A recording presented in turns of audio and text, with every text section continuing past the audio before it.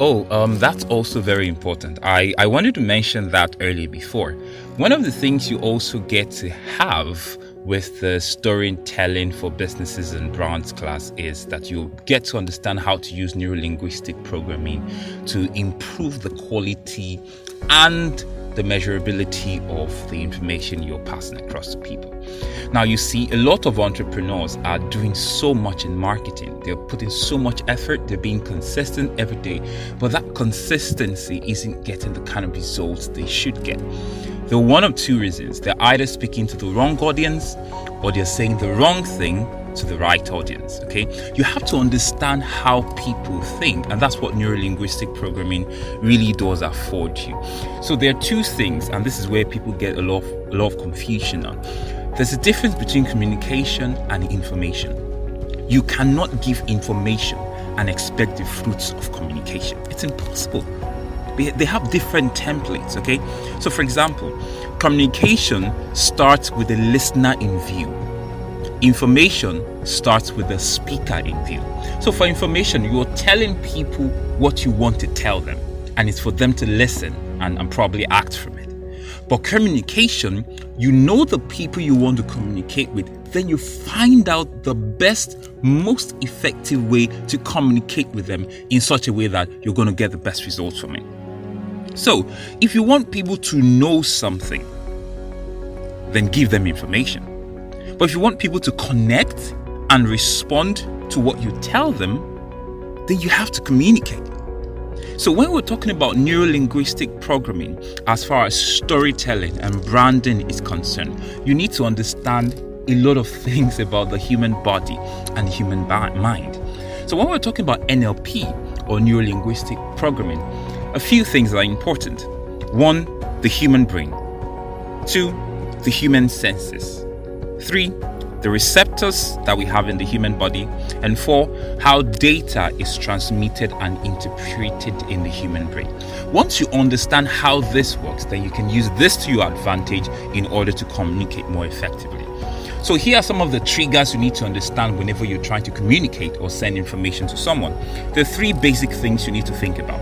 The first is visuals. Every time you use visual form of communication, you're triggering images, and images are powerful. They have their place.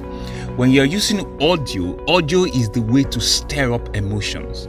You cannot stir up good emotions without influencing audio. Why do you think horror movies usually have sounds? Why do you think action movies always have fast-paced sound? It's because they're trying to trigger certain emotions. Now, when we're looking for action, there has to be first meaning, because people have to think about something, and that thought has to influence a certain behavior, which then influences action in people. So you cannot demand action if you don't first program a thought into people, a thought powerful enough to alter, influence, or change their behavior. So this is how it works. There are basic different templates you can work with in communication and storytelling, and a lot of people have used it for so long. First, we have the attention-seeking template. This is what you get with adverts and information on social media and clickbait and all of that. That's attention-seeking. For these, it has to be short, it has to be loud, it has to be fast, and it has to be visible. The more visible you are, the better you get the attention of people. That's the first template. The second template is the trust building template. Now for this is when you're thinking of building relationship with people. This is when you're thinking of building a community around your brand. And by reason of this template is a bit slower, consistent, also emotional, of bonding and building up of needs and what. So there's a little more of study and research you have to do about the people, what they want, what they need, and use that to communicate to them.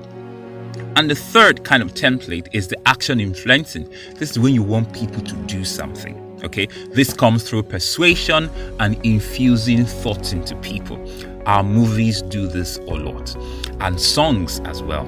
So this is when you're looking for triggers, tensions, and command. So when you hear things like grab your copy now, that's the last thing you've heard.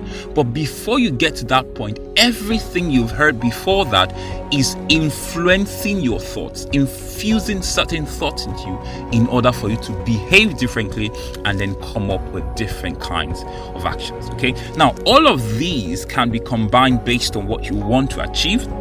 And this is one of the things we will be looking at the storytelling for businesses and brands. It's going to be an amazing time. It's a self-paced course, by the way, so you can take your time to really listen and put into application all the things that you've listened to. And it's a learning curve for you also. You get to learn, you get to become better and bigger. Okay, I hope to see you in class, and keep growing, keep being better, and have a great day.